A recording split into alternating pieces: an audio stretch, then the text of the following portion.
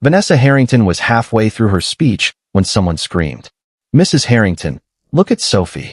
Vanessa turned, and the microphone nearly slipped from her hand. Her 8-year-old daughter was standing beside her wheelchair, alone. The ballroom went completely silent. For 2 years, Vanessa had spent more money than most families earned in a lifetime trying to help Sophie walk confidently again. Specialists, private therapists, experimental programs. Nothing had changed the terror Sophie felt whenever she tried to stand unsupported. Yet now, in front of hundreds of guests, Sophie took one trembling step. Then another. "Sophie," Vanessa gasped, but her daughter wasn't looking at her. She was staring across the ballroom. Vanessa followed her gaze. Near the garden entrance stood a man in faded work clothes. Daniel Carter, the gardener Vanessa had fired 2 days earlier. Before Vanessa could understand what he was doing there, Sophie suddenly smiled. "Daniel." Then the impossible happened. She ran. Her steps were shaky, but she was running straight toward him. Guests jumped aside. Daniel's face crumpled with emotion as he dropped to his knees and opened his arms. Sophie crashed against his chest. "You came." Daniel wrapped his arms around her. "I told you I would." Vanessa's shock turned to confusion. What did he mean? Daniel had worked on her property for only 3 months. As far as Vanessa knew, Sophie barely knew him. Yet her daughter was clinging to him like someone she trusted with her life. Then Sophie whispered something Vanessa was never supposed to hear. "Don't tell Mommy about our secret." Vanessa froze. What secret had her daughter been keeping with this man? And why had Daniel been fired just 2 days before Sophie suddenly walked across a ballroom to reach him? Before we continue, if you love emotional stories where one act of kindness can change everything, subscribe to Favored Narrative and tell me in the comments where you're watching from. Because the truth about Daniel and Sophie began 3 months earlier with a blue butterfly. Daniel Carter never expected to work for a billionaire. At 39, he was a single father raising his 10-year-old son, Noah. He didn't have money or connections. What he understood was plants.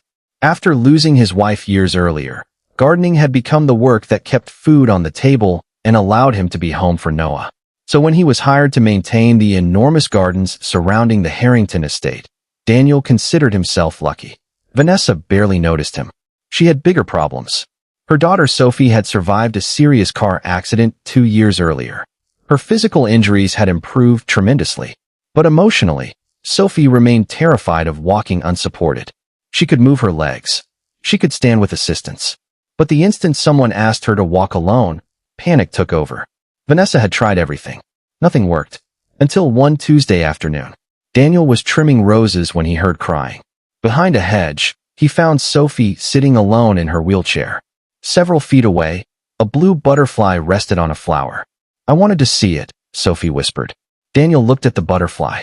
"Then go see it." Sophie frowned. "I can't." Daniel looked at her. "Can't reach the butterfly, or can't walk?" Sophie lowered her eyes. "Both." Daniel sat on the grass beside her. "My son Noah used to be terrified of swimming." "What happened?" "I told him something." Sophie waited. Daniel smiled. "Being brave doesn't mean you're not scared. Sometimes brave people are terrified." Sophie looked toward the butterfly. Daniel didn't touch her. Didn't count. Didn't tell her she had to try. He simply waited. Then Sophie placed her hands on the wheelchair. She pushed herself upward. Her legs shook violently. Daniel's heart pounded. 2 seconds later, Sophie dropped back into the chair. Tears filled her eyes. "I failed." Daniel shook his head. "You stood." Those 2 words changed everything. The following afternoon, Sophie appeared in the garden again. "Can we try?" Daniel smiled. "1 step. 1. She managed 1. The next day, she managed 2. But then something strange happened. On the 4th day, Daniel saw Vanessa watching from an upstairs window. He assumed Sophie would be excited. Instead, the little girl's face filled with terror. She immediately sat down. "Don't tell Mommy." Daniel frowned. "Why?" "Because she'll start watching." Daniel didn't understand until Sophie explained. For 2 years, every attempt to walk had become a test. Doctors watched. Therapists counted. Her mother held her breath. Everyone waited for Sophie to succeed. And whenever she stumbled, Vanessa's frightened expression made Sophie feel something terrible was happening. "I don't want to disappoint her again," Sophie whispered. Daniel's expression softened. "Your mother could never be disappointed in you.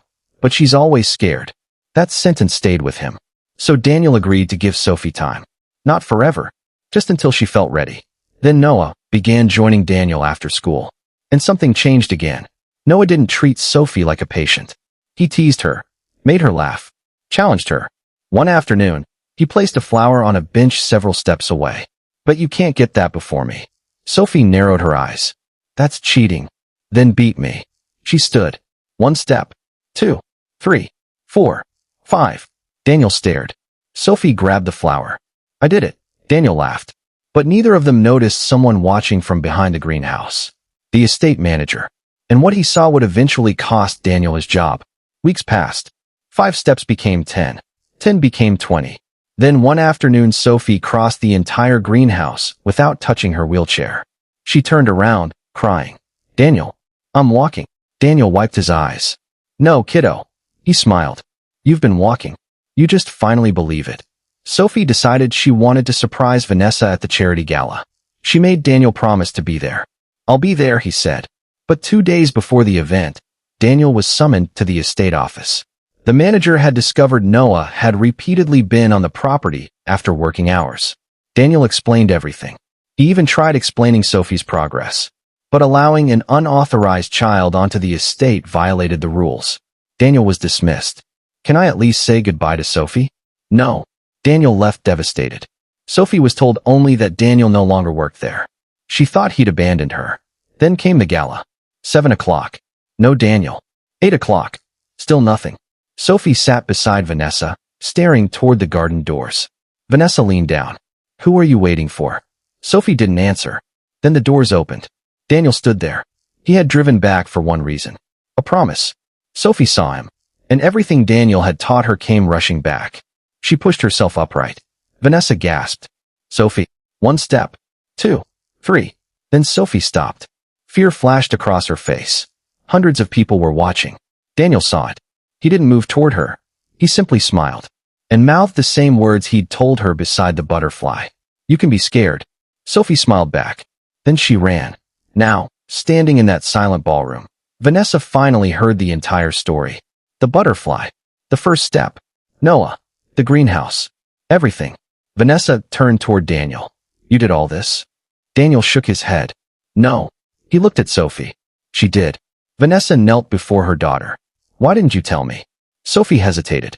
Because when I couldn't walk, you looked scared. And when you looked scared, I thought I should be scared too. Vanessa's eyes filled with tears. For 2 years, she believed money could solve Sophie's problem. But Sophie hadn't needed another specialist. She needed somewhere she wasn't being treated like something was wrong with her. Vanessa hugged her tightly. Then she stood and faced Daniel. I had you fired. The manager did his job. And you still came tonight? Daniel looked at Sophie. I made her a promise. Vanessa offered Daniel his old job back immediately. He surprised her by refusing. Instead, Daniel had another idea. He wanted to create gardens where recovering children could play, practice movement, and rebuild confidence outside hospital walls.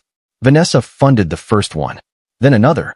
Within a year, Daniel was overseeing therapeutic gardens at several children's rehabilitation centers supported by the Harrington Foundation. But his favorite remained the first. Because every Saturday, 2 children could usually be found racing between its flowers. Noah and Sophie. One afternoon, Vanessa watched Sophie stumble and fall onto the grass. Her heart jumped. She almost rushed toward her. Then Sophie started laughing. Noah helped her up, and they continued running. Daniel stood beside Vanessa. You didn't run over there. Vanessa smiled through her tears. I'm learning too. Across the garden, Sophie shouted. Mom, watch me. Vanessa looked at her daughter. This time there was no fear on her face. Only pride. I'm watching, sweetheart. Sophie ran. And Vanessa finally understood that the ordinary gardener she once barely noticed hadn't performed a miracle. He had simply given a frightened little girl something money couldn't buy, the freedom to believe she could try. If this story touched your heart, subscribe to Favorite Narrative for more emotional stories like this. And tell me in the comments, was Daniel right to keep Sophie's secret until she was ready, or should he have told Vanessa immediately?